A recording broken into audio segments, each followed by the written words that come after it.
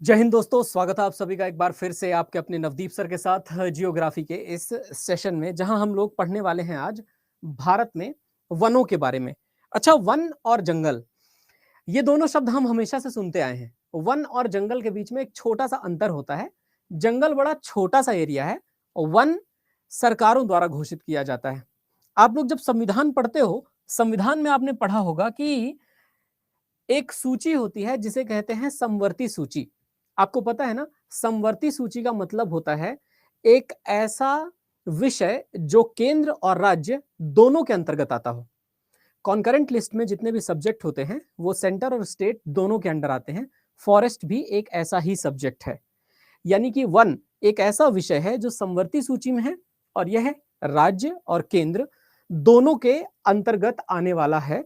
दोनों ही इस पर अपने नियम और कानून बना सकते हैं। तो चलिए, आज इसी को हम लोग समझेंगे और जो नेचुरल वेजिटेशन से संबंधित बातें हैं, उन नेचुरल वेजिटेशन से संबंधित बातों को कवर करेंगे। देखिए दोस्तों, आप खूबसूरत से वनों को अगर देखें तो खूबसूरत से वनों को देखने का सबसे बड़ा आनंद यह है कि भारत में अलग अलग तरह के वन पाए जाते हैं। कहीं तो सदाबहार वन होते हैं जो कभी पत्ते नहीं झाड़ते, कहीं ऐसे भी वन होते हैं जो वन बेहद खूबसूरत होते हैं। जैसे अगर आप कश्मीर की तरफ जाएं तो आपको ऐसे वन देखने को मिलेंगे। अब इन वनों में जो जितने भी पेड़ पौधे हैं वो सारे एकदम कोनिकल हैं। अच्छा, जब आप कभी भी कश्मीर के पेड़ों को देखोगे, आप पाओगे कि ये एक कोन जैसा बनता है। इसे हम लोग कोनिफेरस फॉरेस्ट कहते हैं, इसे शंकुधारी वन कहा जाता है। वहीं जब आप कभी भी चले जाएंगे नॉर्थ ईस्ट की तरफ तो आपको ऐसे घने जंगल भी देखने को मिलेंगे।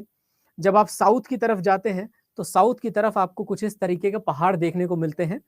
और आगे चलें तो महाराष्ट्र या उत्तराखंड दोनों में जाएंगे तो कुछ इस तरह के घने जंगल देखने को मिलेंगे, जिन घने जंगलों में ऐसा लगता है मानो धुंध है।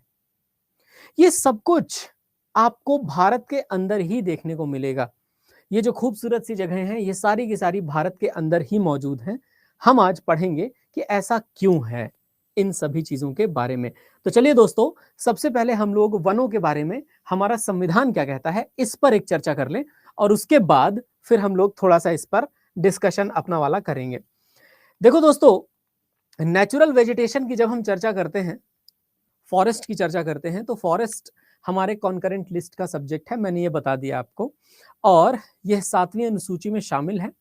7वीं अनुसूची में शामिल 3 लिस्ट हैं, concurrent list, centre list, state list.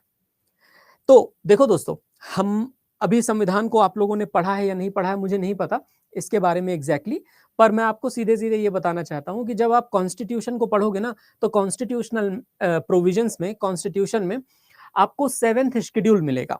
7वीं अनुसूची जो है संविधान की, वो बात करती है 3 सूचियों के बारे में।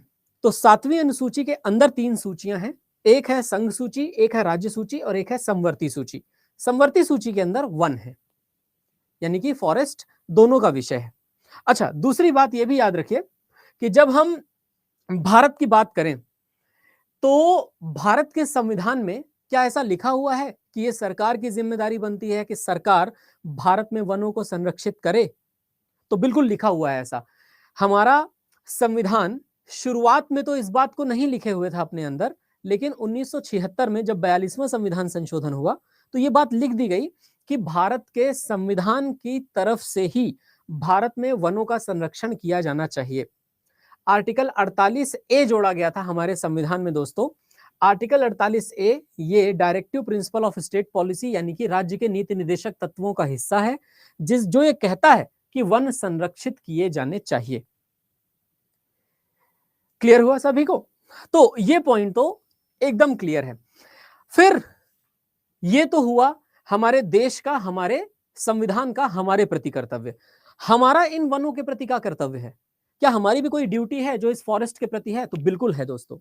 हमारी जो ड्यूटी इस फॉरेस्ट के प्रति है वो ये कि आर्टिकल 51 ए जी और आर्टिकल 51 ए जी हमें ये कहता है कि ये हर नागरिक का एक फंडामेंटल ड्यूटी है और हर नागरिक की फंडामेंटल ड्यूटी ये है कि वो फॉरेस्ट और वाइल्ड लाइफ को प्रोटेक्ट करे। आर्टिकल 51 ए जी में लिखा हुआ है। तो एक तो हमारा देश वनों को प्रोटेक्ट करेगा, फिर हमारी खुद भी वनों के प्रति अपनी एक ड्यूटी है। इसीलिए मैं कहता हूं कि जिंदगी में कुछ कीजिए या ना कीजिए, कम से कम अपने हिस्से के 5 से 10 पेड़ लगा करके जरूर जाइएगा, ताकि आपकी आने वाली पीढ़ी आपको धन्यवाद करे और कहे कि ये पेड़ हमारे पूर्वजों ने लगाए थे, जिन पेड़ों से हमें ऑक्सीजन मिल रही है।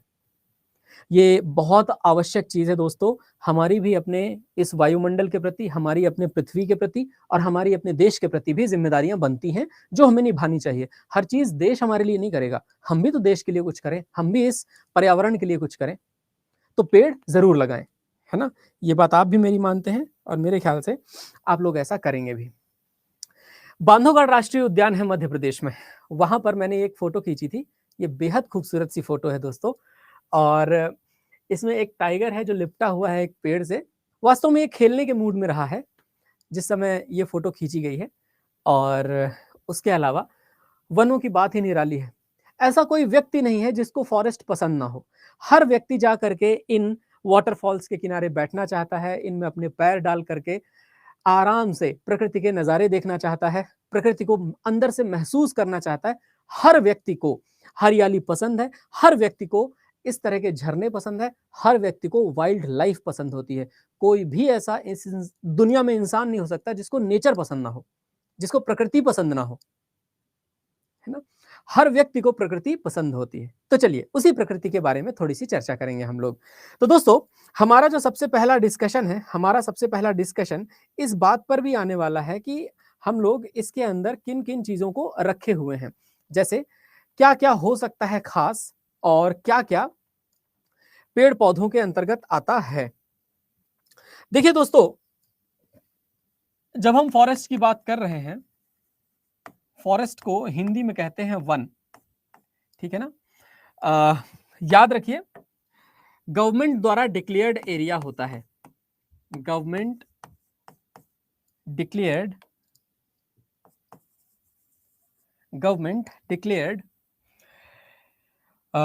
रिजर्व्ड एरिया, सरकार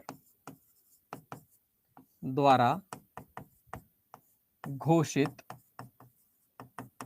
संरक्षित क्षेत्र। तो गवर्नमेंट डिक्लेयर्ड रिजर्व्ड एरिया या सरकार द्वारा घोषित संरक्षित क्षेत्र, ये है फॉरेस्ट। फॉरेस्ट में सबसे पहला प्रकार जो होता है फॉरेस्ट का, उसे हम लोग कहते हैं दोस्तों एवरग्रीन फॉरेस्ट। अब आपको सिर्फ यही जानना है कि एवरग्रीन फॉरेस्ट क्या होते हैं और उनकी खास बात क्या है। तो देखो दोस्तों, फॉरेस्ट में सबसे पहला पॉइंट हमारे पास आता है एवरग्रीन। एवरग्रीन फॉरेस्ट का मतलब होता है दोस्तों सदाबहार वन। और ये जो सदाबहार वन होते हैं, ये काफी शानदार वन होते हैं। इन शानदार वनों की खास बात यह है कि ये वन हमेशा पत्तों से ढके रहते हैं। तो दोस्तों, ये एक खास पॉइंट एड अप होता है कि डू नॉट शेड लीव्स, ये अपने पत्ते कभी नहीं झाड़ते। डू नॉट शेड लीव्स, पत्ते नहीं झाड़ते। पहला यही प्रश्न पूछा गया था परीक्षा में कि ऐसे वन जिनके पेड़ों के पत्ते नहीं झड़ते उन्हें क्या कहते हैं। तो दोस्तों, उन्हें सदाबहार वन कहते हैं। दूसरा पॉइंट यह भी पूछा जाता है दोस्तों कि ये बताइए कि ये जो सदाबहार वन होते हैं, इन सदाबहार वनों को और कौन से वनों के नाम से जाना जाता है। तो दोस्तों याद रखिए, सदाबहार वनों में वर्षा ज्यादा होती है, इसीलिए तो सदाबहार हैं।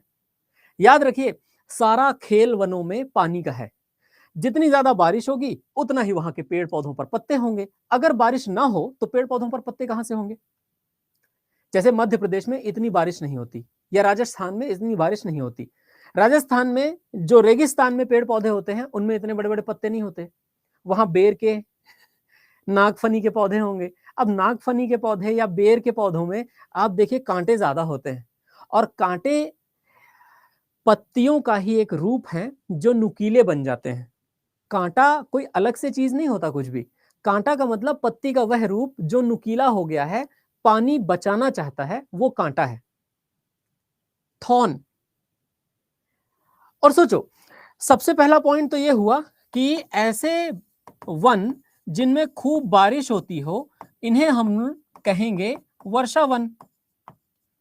चूंकि वर्षा होती है इसलिए यहां के पौधे, पेड़, पत्ते हरे हैं, पत्ते कभी झड़ते नहीं, तो बाकायदा एवरग्रीन फॉरेस्ट चलता रहता है, कोई दिक्कत नहीं है। यहां पे बारिश होती रहेगी, पेड़ पौधों में पत्ते बने रहेंगे। कुछ कुछ जगहों पर ड्राई एवरग्रीन भी होते हैं जहां पे बारिश नहीं भी होती ज्यादा, लेकिन बावजूद उसके पेड़ों के पत्ते बाकायदा बने रहते हैं, पेड़ों में कभी भी पत्ते उनके झड़ते नहीं। लेकिन आप देखो, आम के पेड़ आपने देखे होंगे, महुआ के पेड़ आपने देखे होंगे, नीम के पेड़ आपने देखे होंगे, इन सब पेड़ों के पत्ते झड़ जाते हैं ना। जैसे ही बसंत ऋतु आती है, बसंत ऋतु में इतने पत्ते इकट्ठा करते हैं हम लोग झाड़ू मारने में, सारे के सारे पत्ते आम के पौधों के गिर जाते हैं, आम के पेड़ के पत्ते गिरते हैं और उसके बाद आम की पेड़ में वो जो वो जो फूल आते हैं आम के पेड़ के, जिसको हमारी भाषा में, हमारी हिंदी भाषा में उसको कहते हैं आम की गौर। वो गौर आती है, फिर गौर से अमियां भी निकलती है, छोटे छोटे केरी जिनको बोलते हैं, तो वो अमियां निकलते हैं, आम के छोटे छोटे केरी, और आम के पत्ते भी निकलते हैं। तो देखो, एक तरफ पत्ते बदलने वाले भी हैं, लेकिन दूसरी तरफ पत्ते बदलने वाले होते ही नहीं। पत्ते आ गए, काम बन गया, बस। एवरग्रीन वो है ना। तो एवरग्रीन जो है, एवरग्रीन कभी पत्ते नहीं झाड़ते। और देखिए दोस्तों, मैं एक बात बताऊं, एवरग्रीन होते हैं 3 तरह के, याद रखिएगा। एक होते हैं जिनको कहते हैं मॉइस्ट एवरग्रीन, एक होते हैं जिनको कहते हैं सेमी एवरग्रीन, और तीसरे होते हैं जिन्हें कहते हैं ड्राई एवरग्रीन। मॉइस्ट का मतलब होता है आर्द्र सदाबहार वन या नम सदाबहार वन, सेमी का मतलब होता है अर्ध सदाबहार वन, और ड्राई का मतलब होता है शुष्क सदाबहार वन। अब इनमें फर्क क्या है? तो देखो, फर्क सिर्फ इतना है दोस्तों, याद रखिएगा कि 200 सेंटीमीटर से ज्यादा बारिश होगी तो इसका मतलब है आर्द्र सदाबहार वन है। 100 से 200 सेंटीमीटर बारिश होगी, इसका मतलब यह है कि वह अर्ध सदाबहार वन है। और 100 सेंटीमीटर से कम बारिश होगी तो याद रखिएगा वह शुष्क सदाबहार वन है। पर खासियत यह होनी चाहिए कि पत्ते नहीं झाड़ने चाहिए। लेकिन जहां पर 200 सेंटीमीटर से कम बारिश होती हो और उनके पत्ते झड़ जाते हो, वो एवरग्रीन नहीं कहलाएंगे। खासियत समझ रहे हो ना? खासियत क्या है? खासियत यह है कि पत्ते नहीं झड़ने चाहिए। अगर पत्ते झड़ गए और 200 सेंटीमीटर से नीचे बारिश हो रही है किसी जगह पर, पत्ते झड़ रहे हैं, तो इसका मतलब वो एवरग्रीन तो नहीं रह गए, सदाबहार तो ना है वो हो गए पर्णपाती जिनके पत्ते झड़ गए। समझे आप? तो देखो कितना बढ़िया कॉन्सेप्ट है ना। पत्ते ना झड़ने वाले सदाबहार, हमेशा जिसमें पत्ते बने रहते हो, और दूसरे तरह के होते हैं जिन्हें हम कहते हैं पर्णपाती। तो देखो दोस्तों, यहां पर पॉइंट आ जाता है हमारे पास, और वो जो पॉइंट आता है उस पॉइंट को हम लोग यहां कवर भी करते हैं। दूसरे तरह के वन होते हैं जिन्हें कहा जाता है पर्णपाती वन। अभी इनकी जगहों के बारे में क्लियर करूंगा, टेंशन ना लेना। डेसिडुअस फॉरेस्ट, पर्णपाती वन। अब देखना, भारत में पर्णपाती वन, ये देखिए, ये जो पूरा हरा हिस्सा आपको दिख रहा है ना, ये भारत में पूरा पर्णपाती वनों का है। ये पूरा जो हरा हिस्सा आपको दिख रहा है ना, पैरेट ग्रीन, जो तोते के जैसा हरा आपको दिख रहा है, ये वाला, ये लगभग भारत के टोटल वनों में 40 से ज्यादा प्रतिशत पर ये पर्णपाती वन पाए जाते हैं। और इनकी 2 खासियतें। पहली खासियत क्या है इनकी? पहली तो यह है कि पत्ते झाड़ देते हैं, शेड लीव्स,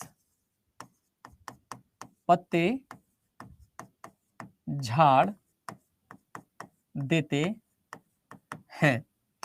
और दूसरी खासियत यह है कि देखो, जब इनमें बारिश होगी, बारिश होने के बाद ही इनमें आएगा पानी, और जब पानी आएगा तभी जाकर के इनमें पत्ते हरे होंगे।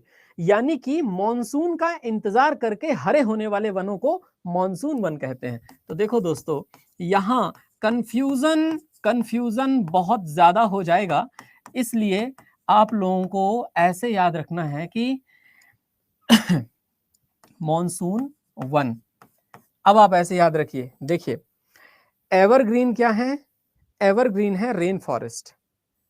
तो आप ऐसे याद करिएगा, रॉयल इनफील्ड रेन एवरग्रीन, ठीक है ना। रॉयल इनफील्ड याद रख लो, मैंने ऐसे ही याद रखा। रेन फॉरेस्ट वो होते हैं जो एवरग्रीन होते हैं, royal Enfield RE rain evergreen. और दूसरा है डेसिडुअस। तो डेसिडुअस को ऐसे याद रखो, DM डायरेक्ट मैसेज करना है ना। तो डेसिडुअस जो होते हैं पर्णपाती वन, ये मॉनसून वन कहलाते हैं। और ये ना पत्ते झाड़ के खड़े हो जाते हैं, सच बताऊं मैं। पर्णपाती वनों की एक खास बात यह है कि ये पत्ते झाड़ के एकदम ठूठ की तरह खड़े हो जाएंगे। आप कभी मध्य प्रदेश घूमने जाइए, राजस्थान घूमने जाइए, कुछ पेड़ों को छोड़ दें, नीम वगैरह के, जिनमें गर्मियों में पत्ते आ जाते हैं, नीम में, महुआ में, आम में। बाकी कभी तेंदू के पौधों को देख लो, तेंदू के पेड़ होते हैं बड़े बड़े से। सागौन के पेड़ों को देख लो, सागौन सबसे खास है यहाँ का पर्णपाती वनों का। सागौन के पेड़ पे पत्ते आपको दिखेंगे ही नहीं गर्मियों में, और जब सर्दी और बरसात वाला मौसम होता है तब इतने बड़े बड़े पत्ते दिखेंगे। इवन केले के पत्ते का हाफ, इतने बड़े बड़े पत्ते होते हैं सागौन के, है ना। तो देखो दोस्तों, मेरा बस यही कहना है कि जो डेसिडुअस फॉरेस्ट होते हैं, जो पर्णपाती वन होते हैं, ये पत्ते झाड़ देते हैं। और भारत के सर्वाधिक हिस्से में, 40% से ज्यादा हिस्से में यह वन पाए जाते हैं। क्लियर हुआ? तो ये देखो दोस्तों, ये हुआ डेसिडुअस फॉरेस्ट, जिसको कहते हैं हम लोग पर्णपाती वन, ठीक है। अब पर्णपाती भी दो तरह के होते हैं, एक होता है मॉइस्ट डेसिडुअस और दूसरा होता है ड्राई डेसिडुअस।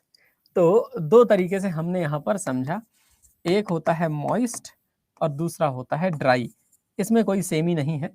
मॉइस्ट का मतलब होता है आर्द्र पर्णपाती वन, और ड्राई का मतलब तो आप लोग जानते हो, शुष्क पर्णपाती वन। मॉइस्ट जो होते हैं, इनमें 100 से 200 सेंटीमीटर तक बारिश होती है, और ये जो ड्राई होते हैं, इनमें 100 सेंटीमीटर से कम बारिश होती है। ये एक खास बात है इनकी।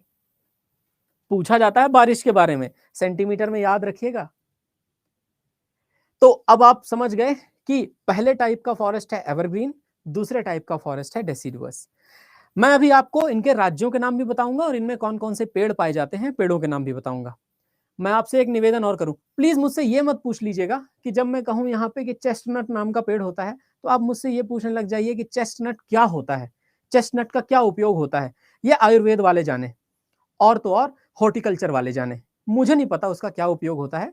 बस ये पेड़ होता है, इस वाले वन में पाया जाता है, इतना ही आपकी परीक्षा में पूछा गया है। आज तक कभी नहीं पूछा गया कि चेस्टनट पेड़ का उपयोग बताइए।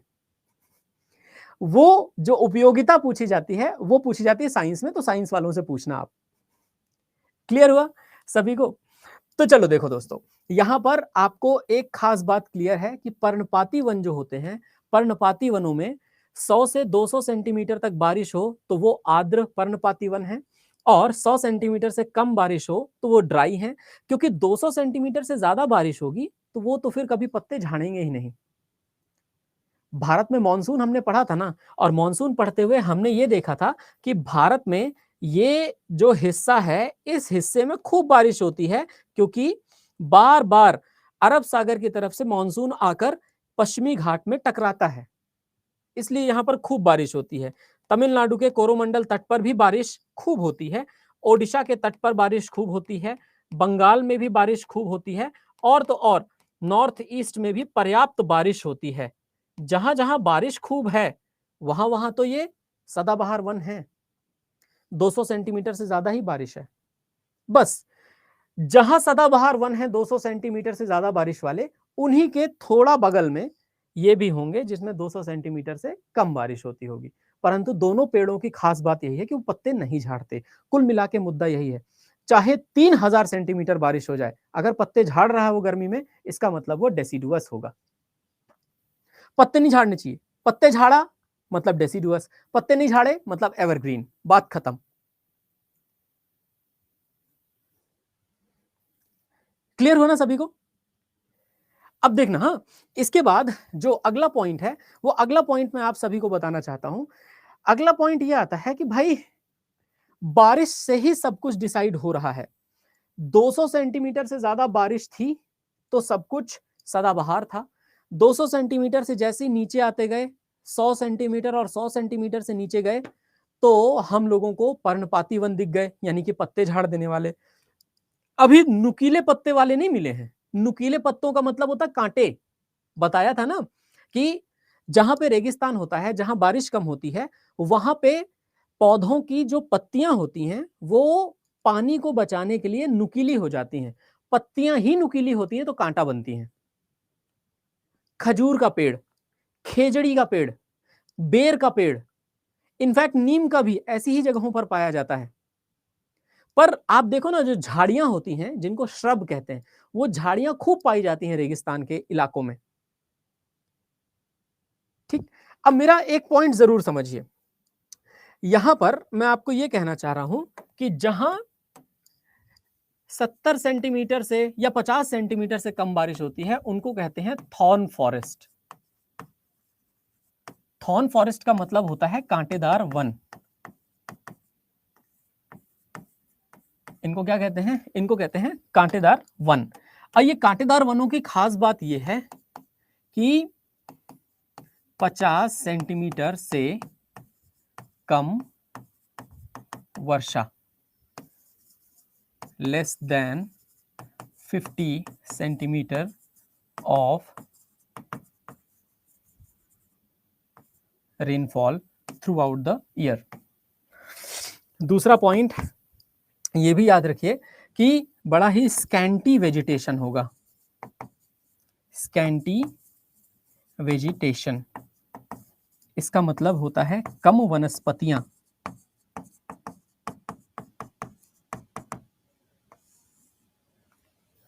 देखो ये वाला हिस्सा, भारत का जो ये हिस्सा है, ये थॉर्न फॉरेस्ट वाला हिस्सा है। ये मैंने बताया था यहां रेगिस्तान है, और चूंकि यहां रेगिस्तान है, इसी रेगिस्तान वाले हिस्से में बहुत ही स्कैंटी वेजिटेशन पाया जाता है। क्लियर हुआ ना? और ये जो स्कैंटी वेजिटेशन है, बहुत कम वनस्पतियां यहां पे पाई जाती हैं। इनकी ही पत्तियों की खासियत मैंने बताई है, और इनकी पत्तियों की जो खासियत है, इनकी पत्तियों की खासियत आप लोग बड़े ध्यान से ध्यान रखिएगा। ठीक है, अब देखना, मैं आपको यहां पे और भी पॉइंट्स हैं, जो पॉइंट्स एक्सप्लेन करके बता देता हूं। मैंने क्या बताया है आपको? वर्षा वितरण, है ना, वर्षा वितरण किया है, रेन डिस्ट्रीब्यूशन। और रेन डिस्ट्रीब्यूशन जो है, वो रेन डिस्ट्रीब्यूशन को बड़े ध्यान से याद रखिएगा। रेन डिस्ट्रीब्यूशन का मतलब मैंने क्या कहा है? 200 सेंटीमीटर या 200 सेंटीमीटर से प्लस, फिर उसके बाद मैं यहां पर आया 200 से 100 सेंटीमीटर, फिर यहां पर आया मैं 100 से कम, ठीक है, और फिर यहां पर आ रहा हूं मैं 50 से कम, है ना, लेस देन 50। मतलब आप यूं समझो कि 200 सेंटीमीटर प्लस है, यहां 200 टू 100 सेंटीमीटर, यहां 100 से भी लेस देन 100, यहां 50 से भी कम। नाउ अब आप मुझे खुद ही ये पॉइंट एक्सप्लेन करके एकदम अच्छे से बता दोगे सर कि यहां पर तो ये एवरग्रीन है। एवरग्रीन का मतलब ये सदाबहार है, ठीक है, जिसमें 200 सेंटीमीटर से ज्यादा बारिश हो रही है। अब ये जो 200 सेंटीमीटर से लेकर के 100 सेंटीमीटर तक वाली बारिश है ना, ये 200 से 100 तक वाली बारिश वाले हिस्से में यहां पर भी एवरग्रीन है, बट वो सेमी एंड ड्राई एवरग्रीन है, यानी कि अर्ध व शुष्क सदाबहार वन। फिर उसके बाद मैंने आपको क्या बताया? मैंने कहा देखो दोस्तों, अगर आप यहां पर बात कर रहे हो 200 से लेकर के 100 से कम तक वाली ना, तो 200 से लेकर 100 तक, 100 से कम तक वाले में यहां पर मैंने आपको एक्सप्लेन किया है, यहां पर होते हैं डेसिडुअस। और डेसिडुअस का मतलब जो पत्ते झाड़ देते हैं, पर्णपाती। बारिश कम हो रही है ना, इसी में दोनों होंगे, एक तरफ मॉइस्ट भी होगा और दूसरी तरफ ड्राई भी होगा, ठीक है। हालांकि ये वाला जो सदाबहार था ये मॉइस्ट ही था, आर्द्र सदाबहार वन, 200 सेंटीमीटर से ज्यादा बारिश वाले। अब देखो डेसिडुअस और ड्राई की बात की मैंने, अब इससे भी कम बारिश हो जाएगी, तो इससे भी कम बारिश अगर इस लेवल पर हो गई तो इस लेवल पर यहां हम कह देंगे कि ये होते हैं थॉर्न फॉरेस्ट। थॉर्न फॉरेस्ट का मतलब ये हुआ कि ये होते हैं कांटेदार वन।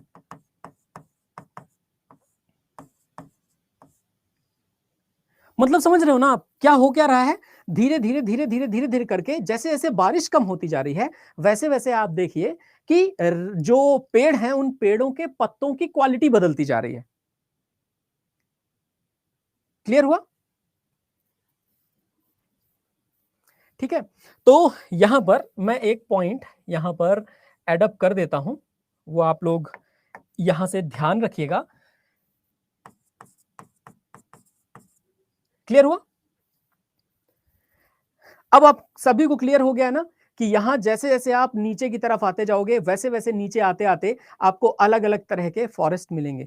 अब आप एक बात बताओ, अगर कहीं पर 200 से 100 सेंटीमीटर बारिश हो रही है तो वहां पर ऐसे भी पेड़ पाए जा सकते हैं जिन पे पत्ते हमेशा बने रहते हो और ऐसे भी पाए जा सकते हैं जिनके पत्ते झड़ जाते हो। बात सही है या नहीं, बताओ जल्दी से। अगर कहीं पे 200 से 100 सेंटीमीटर बारिश हो रही है तो वहां पे ऐसे पेड़ पौधे पाए जा सकते हैं ना जिनके पत्ते हमेशा रहते हो, एवरग्रीन टाइप के पेड़ भी मिलेंगे और साथ ही साथ डेसिडुअस टाइप के पेड़ भी मिलेंगे। मिलेंगे ना दोनों? बिल्कुल सही है। इसका मतलब ये आप समझने के लिए तैयार हो कि अगर कहीं पर ड्राई डेसिडुअस पाया जाता है तो जो ड्राई डेसिडुअस में पाए जाएंगे, जो शुष्क पर्णपाती वनों में पेड़ पाए जाएंगे, वही पेड़ कांटेदार में भी मिल सकते हैं। जैसे नीम का पेड़, नीम का पेड़ कॉमन है, यहां भी मिलता है, यहां भी मिलता है, क्योंकि बारिश का जो डिफरेंस है ना, वो बारिश का डिफरेंस कम है। जैसे अगर आपको कोई पूछे कि ये बताओ बेर के पेड़ आपको कहां मिलते हैं, तो आप बताओगे कि सर मध्य प्रदेश में बेर के पेड़ मिलते हैं, राजस्थान में भी बेर के पेड़ मिलते हैं। लेकिन जो मध्य प्रदेश और राजस्थान में कांटेदार बेर के पेड़ मिलते हैं जो छोटे छोटे झाड़ियों में होती है, महाराष्ट्र में तो नहीं होती। वो जो बेर होती है ना, जिसको बेर को तोड़ के हम खाते हैं ऐसे कांटों से निकाल के और फिर कांटे भी लग जाते हैं हमारे हाथों में, छोटी छोटी झाड़ियां होती हैं, उनमें से जो बेर निकाल के हम खाते हैं वो बेर महाराष्ट्र में क्यों नहीं होती? क्यों? वहां बारिश होती है।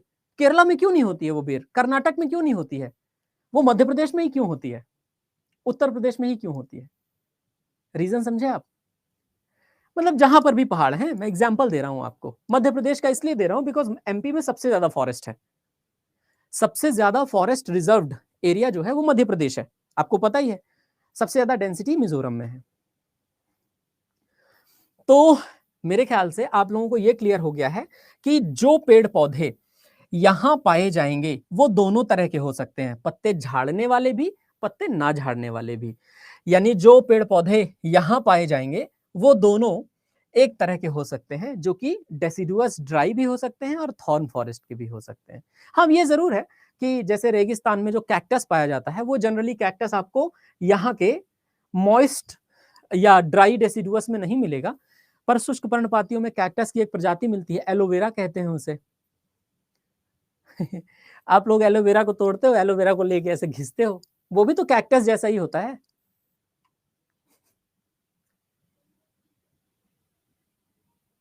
ना? तो इस तरह के जो पेड़ पौधे हैं वो पेड़ पौधे यहां पर पाए जाते हैं। तो दोस्तों कंफ्यूजन मत रखना।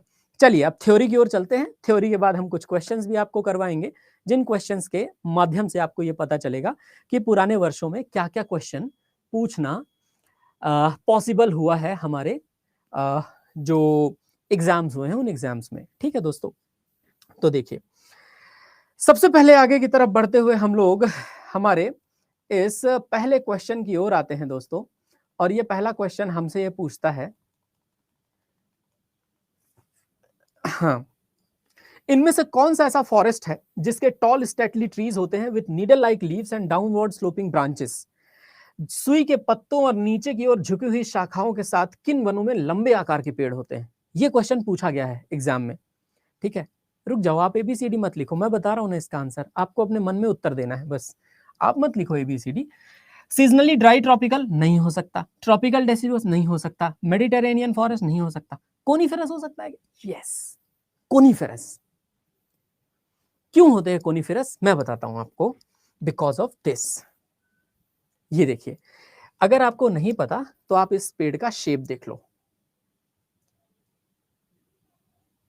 ये जो पेड़ है, इस पेड़ का शेप आपको कोन जैसा नहीं दिखता? ये देखिए, ये और ये ऐसा लगता है जैसे उल्टा करके कोन रखा हो आइसक्रीम का। तो ये जो उल्टा करके कोन जैसा रखा हुआ है ना आइसक्रीम का, इसी को कोनिफेरस फॉरेस्ट कहते हैं। ठीक है, अब ये जो कोनिफेरस फॉरेस्ट है, इस कोनिफेरस फॉरेस्ट की एक खास बात बताता हूं जो आपके एग्जाम में भी मिलती है आपको और पूछी भी जाती है। देखो दोस्तों, ये जो कोनिफेरस फॉरेस्ट है यहां पे होती है बर्फबारी। ठीक है, कोनिफेरस फॉरेस्ट का मतलब होता है शंकुधारी वन। शंकुधारी यानी कोन के जैसे, शंकु के जैसे पेड़ होते हैं। शंकु जानते हो आप किसको कहते हैं ना, ये होता है शंकु, इसको कहते हैं कोन। ये शेप होता है एक, है ना। इसको आप लोग क्या लिखते हैं, 1/3 pi r square h. Sorry sorry, math से नहीं पढ़ा रहा मैं आपको। पर मैं जो आपको क्वेश्चन है उस क्वेश्चन के बारे में यहां पर दिखाता हूं। देखो दोस्त, जब ये पेड़ों पर बारिश होती है ना, या बर्फबारी होती है, तो बर्फ से बचने के लिए इन पेड़ों की पत्तों में एक वैक्स की परत होती है। वैक्स का मतलब होता है मोम। तो वो मोम की परत इसलिए होती है ताकि बर्फ की वजह से कहीं ऐसा ना हो कि पत्ते खराब हो जाएं। होता क्या है ना कि अगर आप किसी चीज को बर्फ में दबा के रख दो, तो बर्फ में दबे रहने की वजह से वो खराब हो जाती है। तो यहां पे जीवित चीज की बात कर रहा हूं, मरी हुई चीज की बात नहीं कर रहा। जिंदा चीज बर्फ में दबा के रखने से खराब हो सकती है। सो यहां पर एक नेचुरल, एक तरीके से प्राकृतिक डिफेंस है इन पत्तियों के पास। इन पत्तियों के ऊपर मोम की एक परत होती है, वैक्स की, और बर्फ गिरेगी तो उस वैक्स पे गिरी। अब पत्ती और बर्फ के बीच में वैक्स है, फिर जब धूप पड़ी तो पिघल गई बर्फ, पिघल गई तो पत्तियों पे धूप पड़ी, फिर पत्तियां अपना फोटोसिंथेसिस, प्रकाश संश्लेषण करेंगी ना, खाना भी तो बनाना है इतने बड़े पेड़ के लिए, वो भी तो जरूरी है ना। अब देखना, हाँ, एक ध्यान आपको देना है यहां पे। सबसे पहली बात कि बर्फ पत्ती पर मोम के ऊपर, ठीक है ना, snow on wax on leaves. फिर क्या होगा, फिर इस पे सूरज की रोशनी पड़ेगी, तो सनलाइट, और जैसे ही सनलाइट पड़ी, सनलाइट में ही पिघल जाएगी।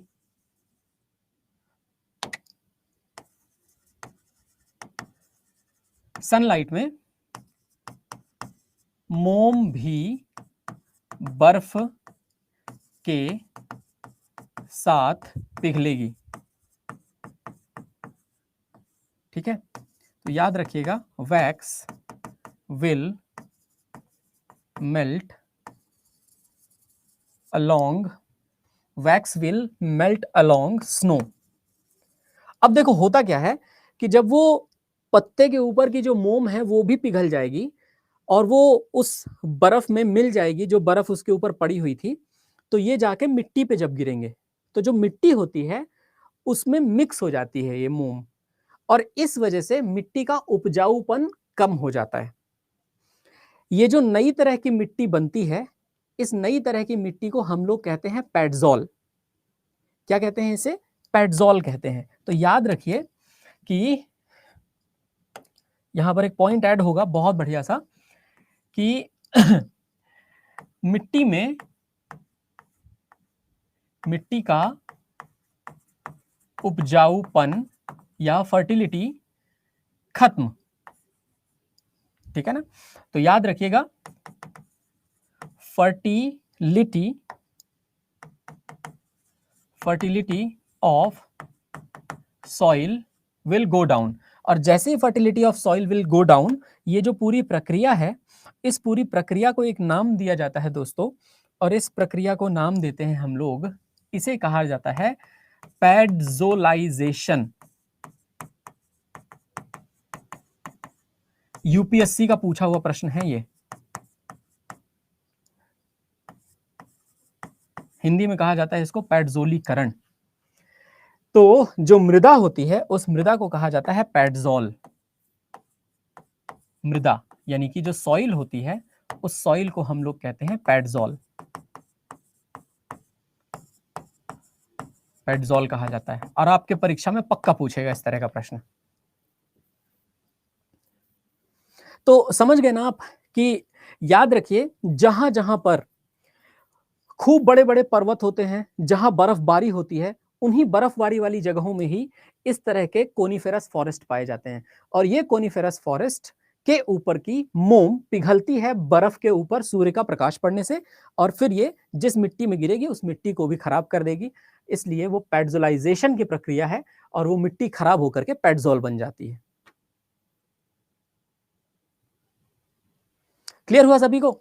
अब देखो दोस्तों, एक हमारे पास क्वेश्चन आता है कि what is the name of the monsoon forest of India that harbour hardwood tree species like sal, teak and शीशम।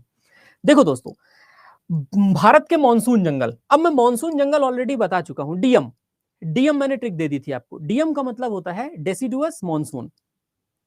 तो यहां पर जो फॉरेस्ट है उस फॉरेस्ट का सही आंसर हो जाएगा ट्रॉपिकल डेसिडुअस। और ये देखो दोस्तों, ये जो डेसिडुअस है, ये डेसिडुअस के बारे में आप लोग जानते हो, इन पेड़ों की खास बात यही है कि ये पेड़ पत्ते झाड़ देते हैं, पूरी तरह से पत्ते झाड़ देते हैं। क्लियर हुआ? अब दो स्टूडेंट है ना जो ये पूछ रहे हैं कि उस मिट्टी पे खेती, आप यहां जाकर के खेती करोगे जहां पे बर्फबारी हो रही है और नीचे इस तरह के पेड़ पौधे हैं, जंगलों का एरिया है, इन जंगलों में आप खेती करोगे? यार खेती अलग चीज है, मैं जंगल पढ़ा रहा हूं, जंगलों में कौन सी खेती होती है भाई? कैसे कैसे आपके दिमाग में भी ये क्वेश्चन आ सकता है कि सर फिर यहाँ खेती नहीं होती होगी? क्यों खेती होगी भाई, ये जंगल है, जंगल में कौन खेती करता है? खेती तो होती है डोमेस्टिक लैंड पे ना, जंगलों के अंदर घुस के कौन खेती करेगा? हाय भगवान। ये जो फोटो है, ये फोटो मेरी क्लिक की हुई है, बांधवगढ़ नेशनल पार्क की फोटो है दोस्तों, बेहद खूबसूरत जगह है ये, और मेरे घर के पास में है, इसलिए मैं इसकी फोटो लेकर के आपके सामने हाजिर हुआ। एनीवेज, आगे चल करके एक क्वेश्चन पूछा जाता है, which state in India has the largest cover of forest? इसका सही आंसर है मध्य प्रदेश। सबसे पहली बात, पहले नंबर पर आता है मध्य प्रदेश, दूसरे नंबर पर आता है अरुणाचल प्रदेश, अरुणाचल प्रदेश, और तीसरे नंबर पर आता है छत्तीसगढ़।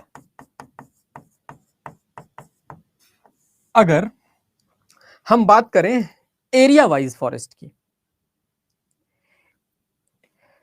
ठीक है ना, किसकी है ये? एरिया वाइज फॉरेस्ट की है ये।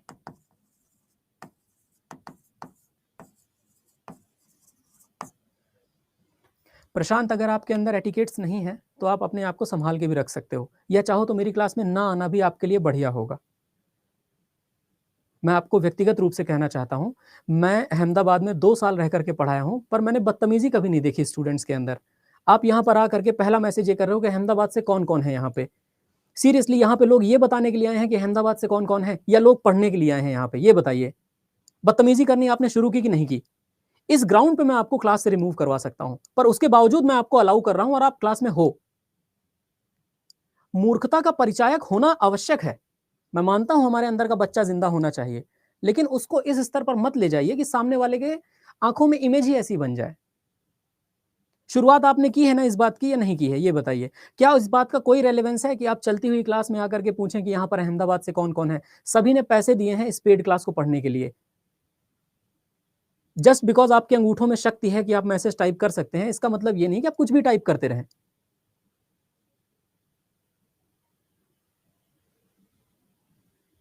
ठीक है, मेरी कंप्लेंट जिससे करनी हो कर दो, इस बात से कोई फर्क नहीं पड़ता।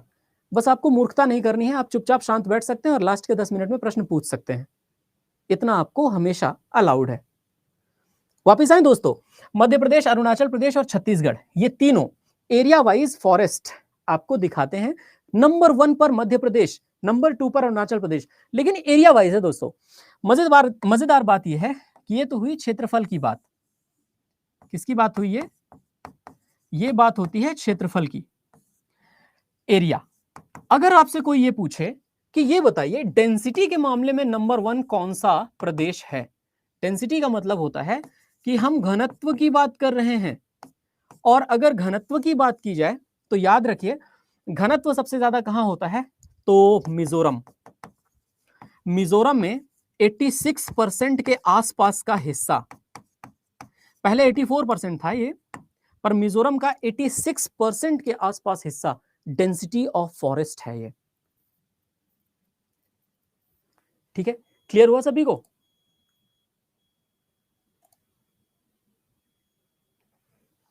तो इज एवरीथिंग, है ना, आप लोगों को ये क्लियर हुआ कंटेंट यहां से कि जो क्षेत्रफल है जिसकी हम लोग बात कर रहे हैं, वो क्षेत्रफल में नंबर 1, नंबर 2, नंबर 3 पर मध्य प्रदेश, अरुणाचल प्रदेश और छत्तीसगढ़ आते हैं। फिर उसके बाद मिजोरम आता है डेंसिटी के मामले में नंबर 1 पर। तो भारत के किस राज्य में सर्वाधिक वन है, ये क्लियर रखिएगा। इसका एक डेटा है जो मैंने यहां पर दिया है, मध्य प्रदेश का कितना square kilometre area forest cover है, एमपी, अरुणाचल, छत्तीसगढ़, ये मैंने यहाँ पर मैप भी रख दिया है। जो ज्यादा हरा है इसका मतलब वहां ज्यादा फॉरेस्ट है। तो मध्य प्रदेश में देखिए सबसे ज्यादा हरा वाला एरिया है। फिर उसके बाद जो अरुणाचल प्रदेश है वो थोड़ा कम हरा है। फिर उसके बाद जो छत्तीसगढ़ है वो थोड़ा और कम हरा है। फिर चौथे नंबर पर हरा कि ओडिशा का नंबर आता है, पर आपको तीसरे के बाद याद रखने की जरूरत नहीं, टॉप 3 याद रखिए। टॉप 3 के बाद चौथे, पांचवें, छठे, सातवें, आठवें नंबर पे कौन है, इसके बारे में आपको परेशान होने की आवश्यकता नहीं है। देखिए दोस्तों, ट्रॉपिकल एवरग्रीन फॉरेस्ट वाला एरिया कौन सा है, तो आइए एवरग्रीन फॉरेस्ट के बारे में कुछ कुछ चीजें जान लेते हैं। मैंने थ्योरी आपके लिए लिख दी है, आप लोगों को बड़ा मजा आएगा जान करके। देखिए यहां पर एक बार आप देखोगे ना, आपको बड़ा मस्त लगेगा। ये देखो मैंने फोटोज वोटोज ऐड की हैं इसकी। उष्ण कटिबंधीय सदाबहार वन। अच्छा, भारत का जो पूरा हिस्सा है, भारत का मैक्सिमम हिस्सा तो गर्म रहता है, ठंडा तो रहता नहीं, आपको तो पता ही है। और दूसरा, आपको ये भी पता है कि जो फॉरेस्ट का हिस्सा, मतलब जो भारत के, जैसे अगर मान लीजिए कि मैं यहाँ पर एक मैप आपको दिखाऊं और इस मैप को आप देखो।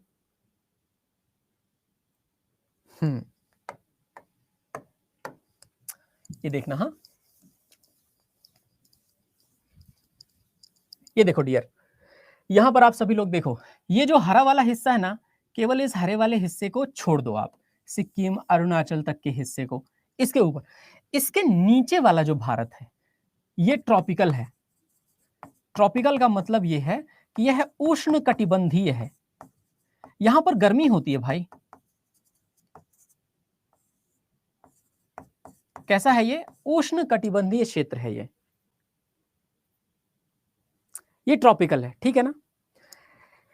बस याद रखिएगा कि ये जो ट्रॉपिकल एरिया है, इस ट्रॉपिकल एरिया में महाराष्ट्र, कर्नाटक, गोवा, केरला, तमिलनाडु के कोरोमंडल कोस्ट में, ओडिशा का जो उत्कल कोस्ट है, ओडिशा का उत्कल तट, और उसके बाद वेस्ट बंगाल का एरिया, और फिर वेस्ट बंगाल के बाद पूरा नॉर्थ ईस्ट, ये सदाबहार वनों का हिस्सा है।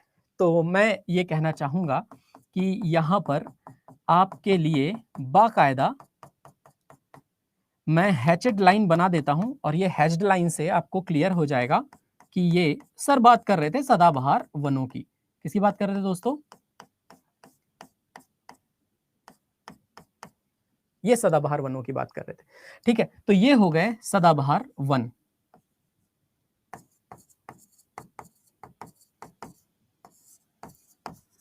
किसकी बात कर रहे हैं, ये सदाबहार वन की बात कर रहे हैं, दिस इज एवरग्रीन। लेकिन एट द सेम टाइम जब मैं ये ब्लू वाला एरिया बनाऊंगा ना दोस्तों, ये देखो,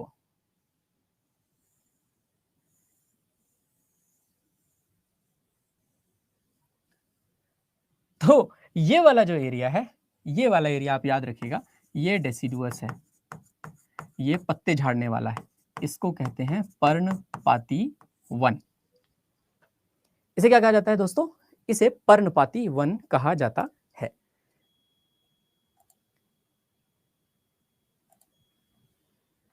क्लियर हो गया? अरे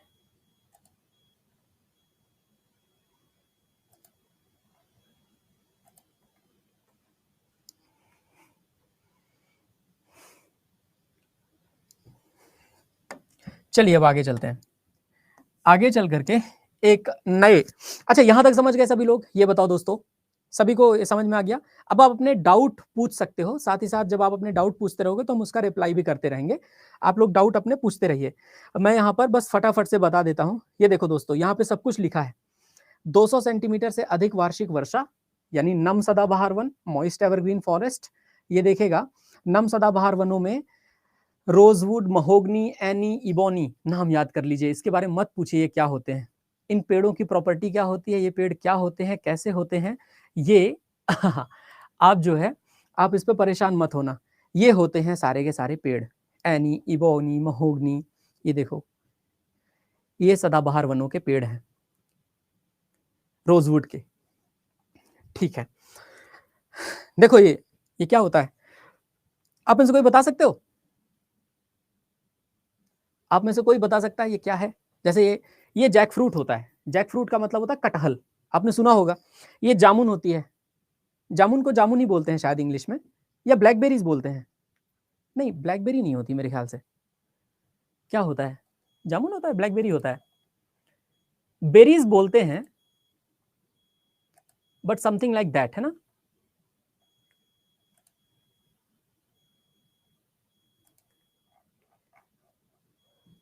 ठीक है, और ब्लूबेरीज बोलते हैं, ब्लैकबेरी बोलते हैं, ऐसा कुछ है। ब्लैकबेरी मेरे ख्याल से कुछ अलग है, ये ब्लूबेरीज होते हैं। ओके, जो भी है ना। ये तो बीटल नट है, इनको तो आप जानते हो, ये सुपारी बोलते हैं इसको। लोग इसको खाने में यूज करते हैं। केरला में खूब होती है ये, केरला इसके मामले में बहुत नंबर 1 है। तो ये हो गए सदाबहार वन। कहाँ कहाँ है? पश्चिमी घाट है, अंडमान निकोबार द्वीप समूह है, पूर्वी हिमालय है। ये सारे के सारे एरियाज याद रखिएगा। किसी ने कहा मुझे हैकलबेरी बोलते हैं। ओके, हैकलबेरी। देखो यार, नई नई वोकेबलरी भी सीखने को मिलती है अंग्रेजी की, ये आप लोगों की खास बात है।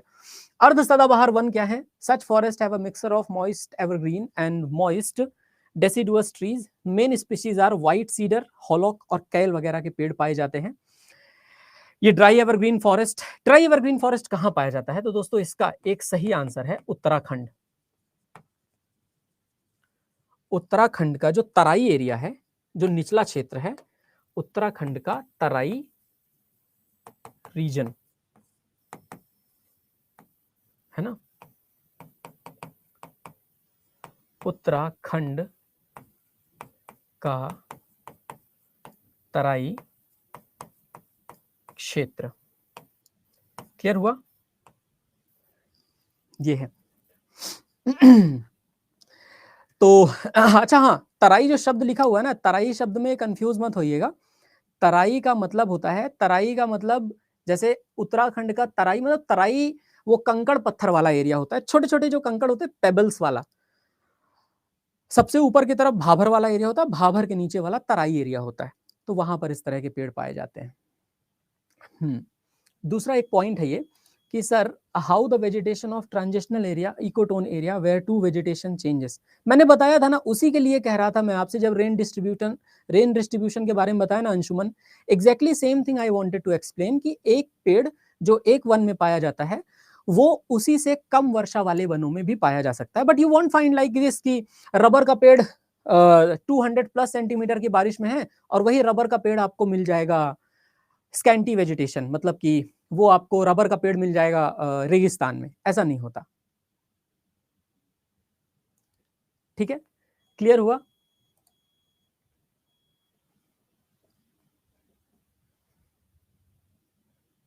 ठीक है, अब चलो आगे बढ़े। आगे चल करके आगे चल करके एक पर्णपाती वनों की चर्चा कर लेते हैं। देखो दोस्तों, हिमालय की तलहटी, पश्चिमी घाट के पूर्वी ढलान और ओडिशा में मिलते हैं हमें नम पर्णपाती वन।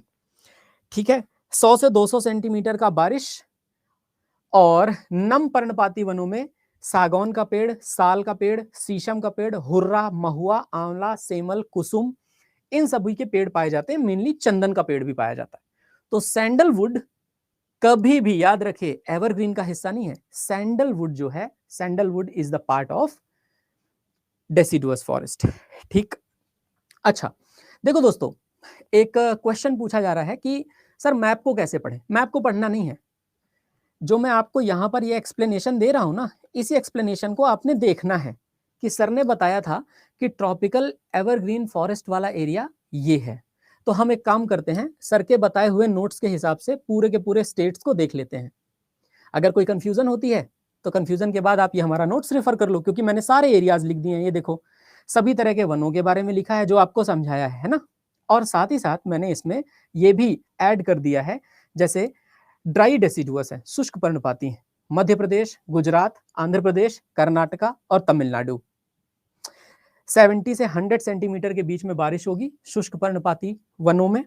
और आपको याद है कि यहाँ पर जो ट्रीज होते हैं उनके पत्ते झड़ जाते हैं, तेंदू, पलास। तो एग्जैक्टली आपको यही याद रखने की आवश्यकता है, और कुछ भी याद नहीं रखना, कुछ अलग से आपने पढ़ने की जरूरत नहीं है। सिर्फ आपको इतना याद रखना है कि शुष्क पर्णपाती वन, बारिश कितनी, कहां पर पाया गया, और इसमें पेड़ पौधे कौन से, खत्म, बस, और कुछ नहीं। परेशान नहीं होना। मैप देख लेना है, मैप में देखिए ना आप, मध्य प्रदेश कहाँ है आप सभी को पता होगा ना, एमपी कहाँ पे है आपको ये पता, गुजरात कहाँ पे, आपको ये पता आंध्रा कहाँ पे, आपको ये पता कर्नाटका कहाँ। जो कुछ भी मैं आपको बताता हूं ना क्लास में, वो आप मैप में देखते चला करो कि सर ने ये पीडीएफ में बताया था, ओ ये मैप में यहाँ पे। मैप क्या करता है, मैप आपका इंटरेस्ट जगाता है, ऑलवेज याद रखिए, ठीक है। मैप आपको जो इंटरेस्ट देता है, वो इंटरेस्ट आप उससे हमेशा अपने डाउट्स को क्लियर करते हो। ये मैप की एक खास बात होती है। चलो, आपका क्लास है सर।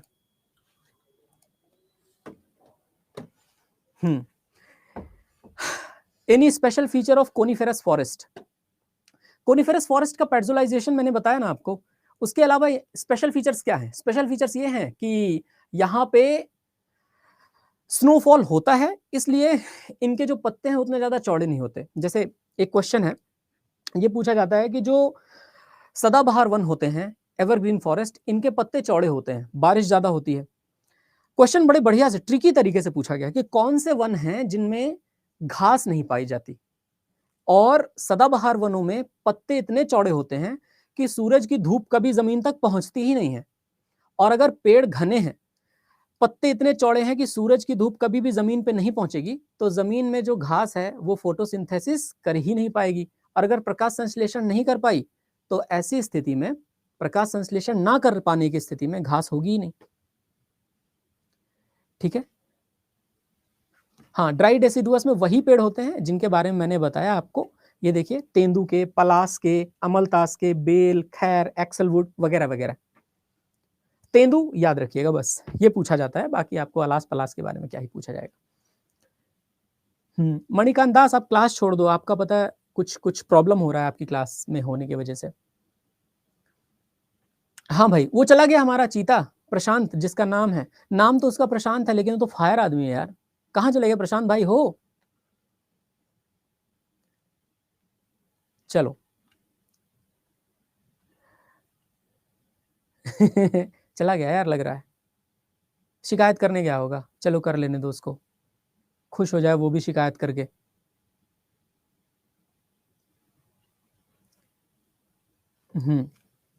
नीतीश पूछो। ग्रेजुएशन 2024 जून में लास्ट एग्जाम दिया था, उसका रिजल्ट भी आ गया, लेकिन आरपीएफ के लिए एलिजिबल हूँ क्या? देख लो डेट ऑफ बर्थ आपका, आप एलिजिबल होगे। डेट ऑफ बर्थ अगर आपका 2005 के पहले का, यू आर एलिजिबल। 18 से 28 है ना उसकी एज।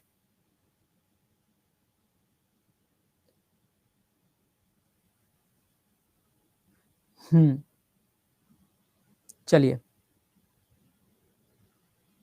चलो चलो, थैंक यू दोस्तों, फिलहाल यहाँ तक पढ़ाई कर लो। ये देखो, ये पूरा पढ़ लेना, जो मैंने समझाया है ना वही मैंने लिख दिया और फोटो वोटो लगा दी है, ताकि आप लोगों को पढ़ने में दिक्कत ना हो। देखो, आप लोगों को एक बात और बता दूं, अगर कोई भी ऐसा आता है ना, कोई भी बंदा जो क्लास में आए और सीधे ये बातें करने लगे कि यहाँ पे कौन है, अहमदाबाद से कौन है, फला जगह से कौन है, सीधे थ्रैश किया करो आप लोग। अबे चुपचाप पढ़ाई कर, यही मैसेज लिखा करो। यहाँ सब पढ़ने वाले हैं, चुपचाप पढ़ाई कर, बाद में पूछ लियो अहमदाबाद से कौन है, ठीक है। Trash them always, every time. कोई भी आए सीधे थ्रैश कर दिया करो उसको। आप लोग पढ़ाई करते हो, आप लोगों ने फीस पे करी है, यहाँ पे ये बताने के लिए नहीं फीस पे करी कि आप में से कौन अहमदाबाद से है, कौन गुजरात से है, कौन मध्य प्रदेश से है, कौन आंध्र प्रदेश से है, कौन राजस्थान से है, ठीक है। Just trash them. और वैसे ही मैं बताऊं, बिल्कुल बिल्कुल बिल्कुल उनको एंटरटेन करना ही नहीं है, ठीक, चाहे कोई भी हो। And then the come second part, इससे पहले कि आप ज्यादा होशियार बने या आप काफी होशियार अपने आप को समझते हो, आपको हमारी कंप्लेंट करनी हो, शौक से कीजिए। इनफैक्ट आप एक काम करिए, आप गूगल पे अड्डा 24/7 का ऑफिस का एड्रेस निकालिए, आइए पर्सनल और मेल लिखिए, मेल लिखने के बाद आप खुद भी आ जाइए और खुद आने के बाद यहाँ पे कर लीजिए कंप्लेंट। हम लोग आमने सामने बैठेंगे, फिर क्लियर करेंगे आपका doubt. Thank you so much. हाँ आशीष, दोनों में काउंट करेंगे उसको, सदाबहार में नहीं यार, डेसिडुअस में और कांटेदार में, दोनों में काउंट करेंगे।